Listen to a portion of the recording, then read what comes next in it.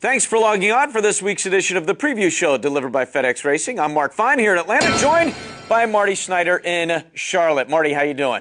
I'm doing fine, Mark. Ready to talk a little Vegas racing this week with you. Yeah, let's head to Vegas. Jeff Gordon happy to head to Vegas. He had a great card there last year, obviously getting off the Schneid and getting a victory last week in Phoenix. Talk a little bit about what we can expect from Vegas in terms of the track and what people should be looking for.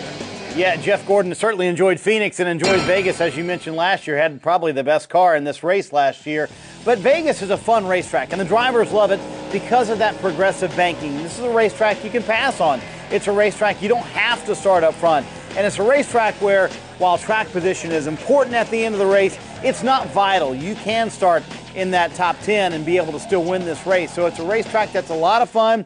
We only go there once a year. That's a shame, but it'll be fun to ride on this weekend. Yeah, that's a shame. Oh, you want to go to Vegas more than once. There's a shocker for you, Marty. Hey, Exactly. Let's hear what Clint Boyer, you mentioned it's a track you can pass on. We talked to Clint Boyer about this track, and he talked about the excitement it brings because of the passing.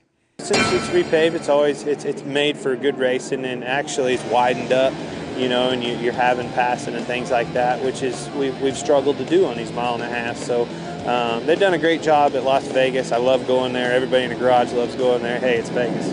All right, so there's what Clint Boyer has to say. Marty, back to you now. I want to get back to Jeff Gordon because, hey, in fantasy, I picked this guy every other week for the last 2 years, and he never took care of me. Hey, what did we learn about Jeff Gordon last week going forward? Is this something where he could be back to being a championship contender? Well, everybody's talking about him going for his 5th championship, and I'm not quite sure that Jeff Gordon is back to that level yet where he can compete with the Denny Hamlins and the Jimmy Johnsons of the world on a consistent basis. But the one thing that we did learn, and it's sort of a reminder, we forget that when we go back to racetracks and you get a brand new team together, sometimes a crew chief really makes a big difference. Alan Gustafson is very good at flat racetracks and preparing a car for the flatter racetracks. And Jeff Gordon over the past few years has just been okay at Phoenix. In fact, he told me last November, I feel like we've lost the handle at that type of racetrack, but we see the difference that a crew chief can make in pairing up with a new driver. I think a lot of that win is credited to Alan Gustafson. Certainly Jeff did an excellent job at the end of that race and showed that he is a driver who maybe can contend for the championship once again. But you've got to remember that affects other drivers like Casey Kane. When you combine with a new team, you can compete better at certain types of racetracks. And Kane came out of nowhere to run well at Phoenix. I think Right. Jeff Gordon falls into that category as well. Yeah, and let's not forget, Jeff Gordon was top 10 in points all year last year. We know he didn't win, but still he was obviously a contender. Hey, so that's what we learned about Jeff from last week. I know you look at this week's race in Vegas as a race where we can really learn a lot as well in terms of what we can expect for the rest of the season.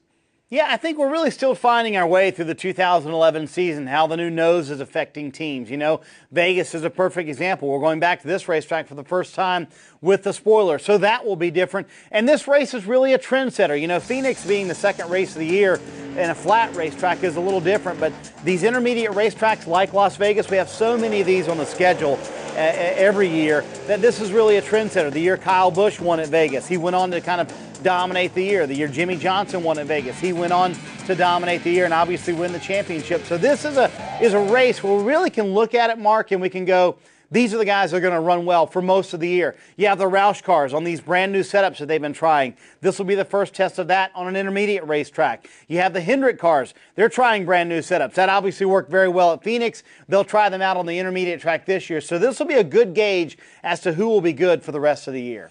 All right, well, what does it take to be good? What are the keys for this race for the drivers and for the crew chiefs? I think one of the things, Mark, that's kind of lost is that in practice on Friday and Saturday, you have to get your car to work everywhere on the racetrack. A lot of teams go in and they say, you know what, I want our car to work on the bottom because I know that's where we're going to be for the entire race. But I talked to one crew chief this week who told me, you know, they did that last year and they felt like they lost out on the end of the run because they couldn't get their car to work on the top, and that really hurt them on old tires. So I think Vegas is one of those racetracks with variable banking. You've got to make your car work everywhere because, as we mentioned earlier, you can start towards the back of that top 10 and still win this race. And also, Mark, keep in mind, the two fastest cars this year so far, Daytona and Phoenix, didn't win the race. Carl Edwards because of an accident, Kevin Harvick because of a blown engine. I think he had the best car at Daytona. So having the fastest car isn't necessarily going to help you win the race. All right, that said, you and I have to make some picks. I'm going to go with Kyle Busch, who you mentioned, won there in 2009, led in all of the last 5 races that we've had at Vegas, and also is the only driver this year to finish in the top 5 in the first 2 races of the season. So I'm going with Kyle Busch. Who do you have?